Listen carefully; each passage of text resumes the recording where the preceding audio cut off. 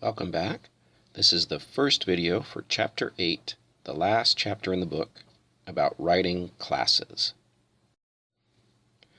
In this video, we're going to take a look just at an introduction to object-oriented programming, and we'll revisit some of the analogies that we've used earlier to describe objects and classes.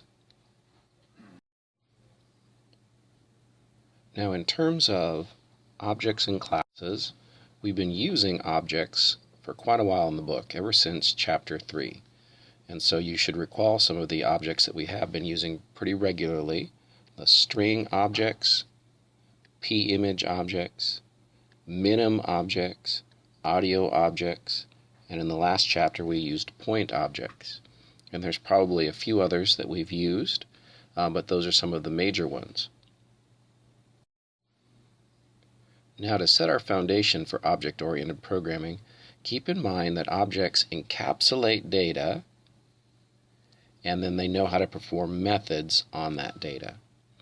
So if you think of some piece of data here, an object sort of wraps that up and encapsulates it in a bigger box, and that box has methods which allow us to access the data in a safe way. So for example, string objects. Obviously a string object encapsulates a series of characters that represent some piece of text, and there are a ton of methods for strings, like the size method to tell how many characters there are in the string, a substring method to get just part of that string, index of to search in the string, char at to get the character at a certain location in the string, and a ton more. There's probably hundreds of different methods that you can execute on a string object. Okay, another example, p-image objects.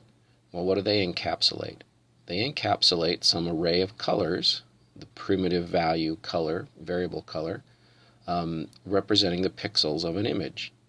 And some of the methods in p-image objects are set and get for changing or accessing colors at a certain location, resize to change the size of an image, filter to add grayscale or invert filters or other filters to the image, and a few others. Nowhere near as many as a string, but still several different methods that p-image objects know how to execute.